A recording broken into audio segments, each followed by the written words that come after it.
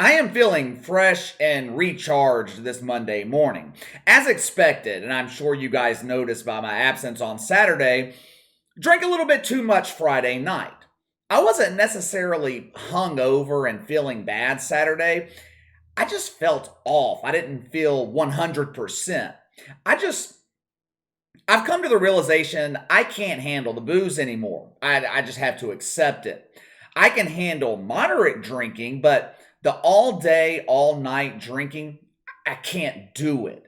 If I didn't have shit going on, it wouldn't be a problem. If I had a regular 9 to 5 job where I could waste a day at work hungover, the drinking would be fine.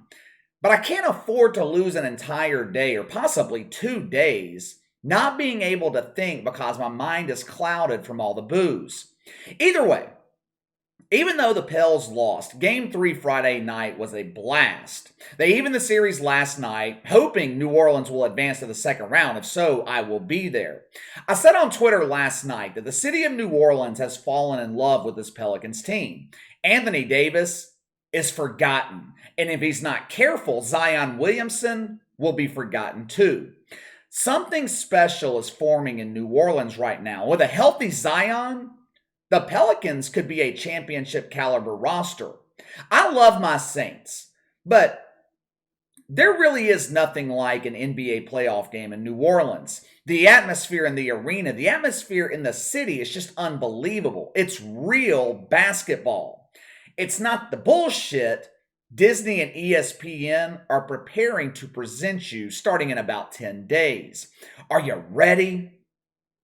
Are you excited? I know you guys have been counting down the days. Yesterday at lunch, my 5-year-old nephew, he wanted to throw some pennies into the little water fountain thing. I told him before he threw the penny into the fountain that he had to make a wish. And he said, KK, he calls me KK instead of KC, but he said, KK, my only wish is for you to buy me WNBA tickets. After I dumped his head into the fountain and took back my penny, I said, never come to me with that bullshit again. The exciting 26th season of the WNBA begins May 6th. Outside of a few miserable shitfucks, no one gives a shit. Even after the relentless promotion, the mainstream media shoving this league down your throat, no one cares about the WNBA. For the last 2 years, the WNBA, along with a massive assist from the mainstream media, they have tried to burn their brand into the culture. Headline over at Yahoo Sports this weekend: WNBA stars view next step as cultural relevance.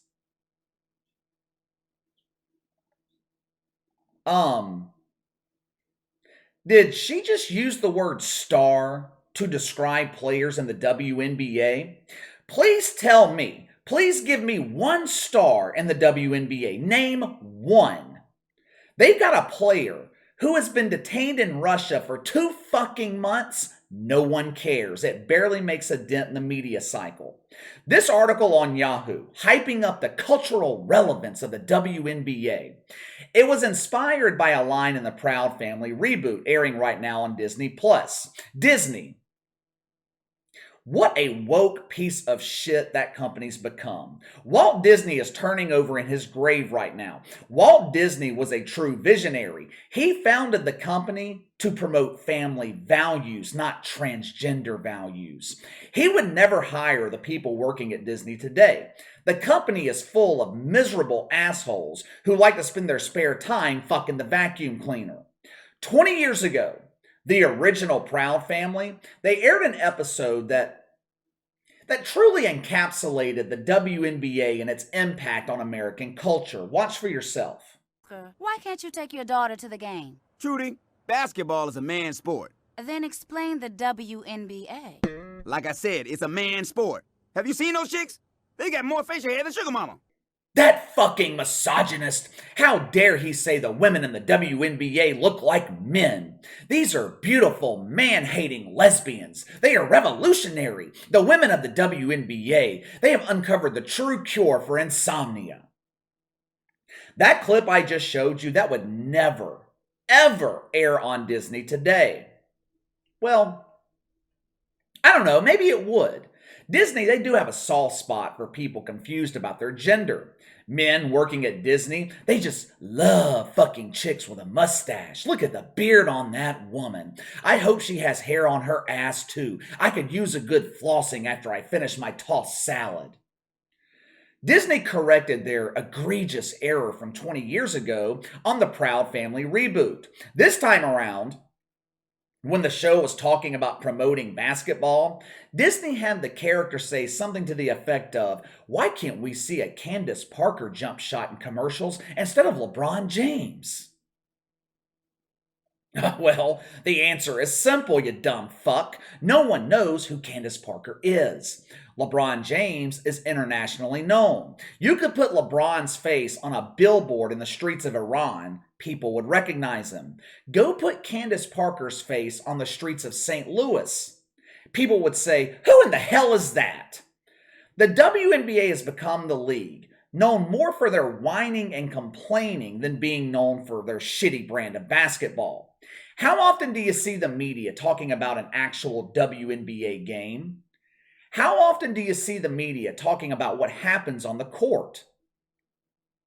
Never. Hell, how often do you hear WNBA players talking about the game?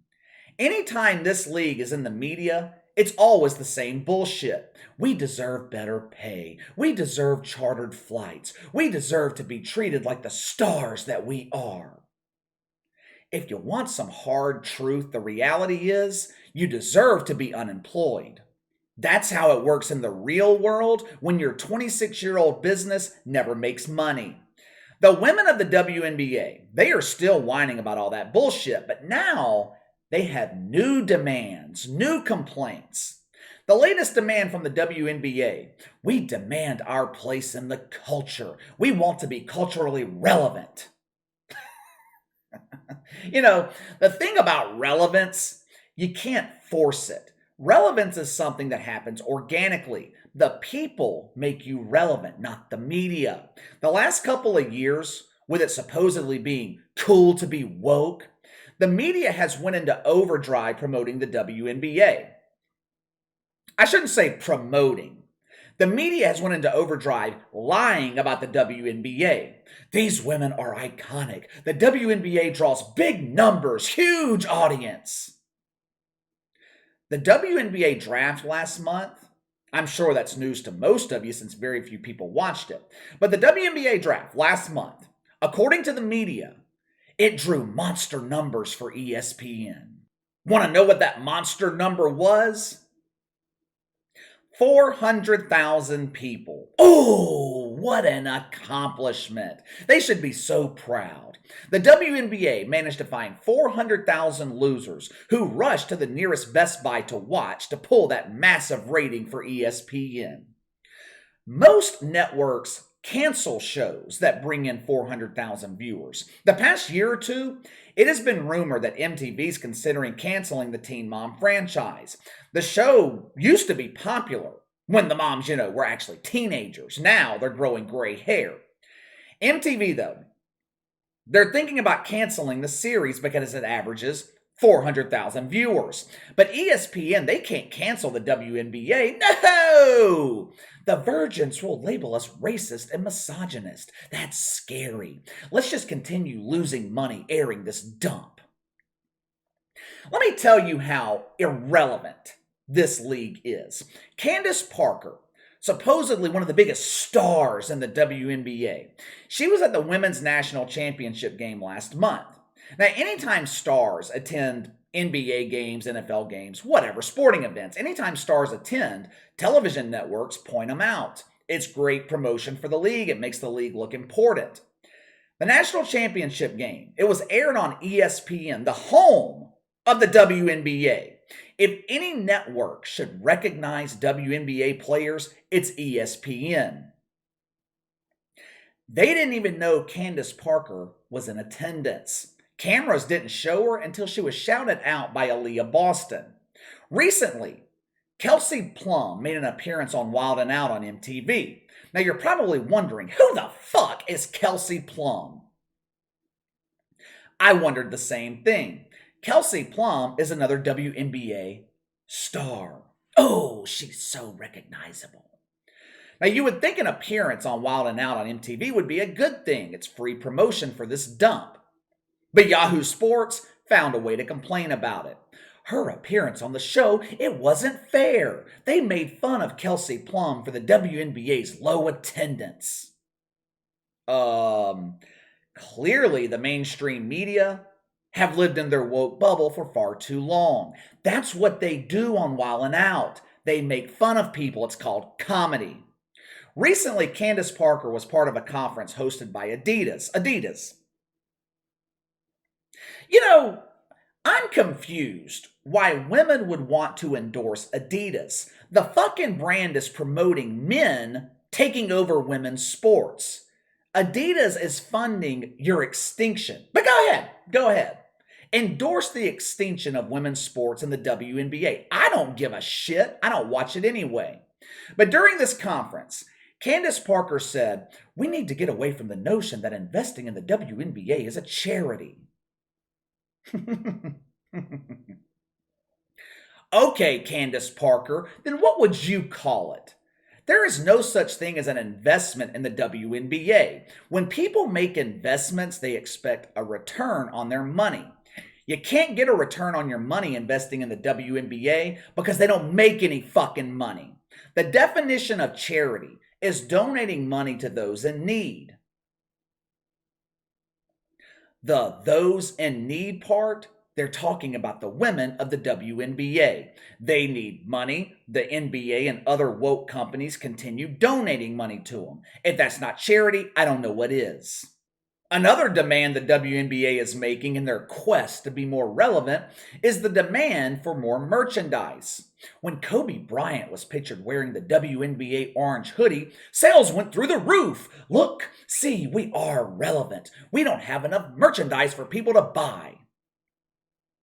Yeah, I'm sure sales did spike when Kobe Bryant wore that hoodie. Want to know why? He's Kobe Bryant. Kobe Bryant was an influencer. Now put Candace Parker in the same hoodie. It's just another woman wearing a hoodie. There's a reason there is not much WNBA merchandise. People don't buy it. Clothing companies, they are in business to make money. They make clothes to make money. If there was a demand for WNBA merchandise, companies would produce it. What clothing brand do you know that sees a demand for something and doesn't make it? There is a huge demand for Tom Brady jerseys. Let's stop producing them so people can't buy it. What kind of sense does that make? Last but not least, the WNBA, they are demanding more games on national television. We aren't relevant because people can't watch our games. They can't find them. If only we were featured more on national TV, people would fall in love with us.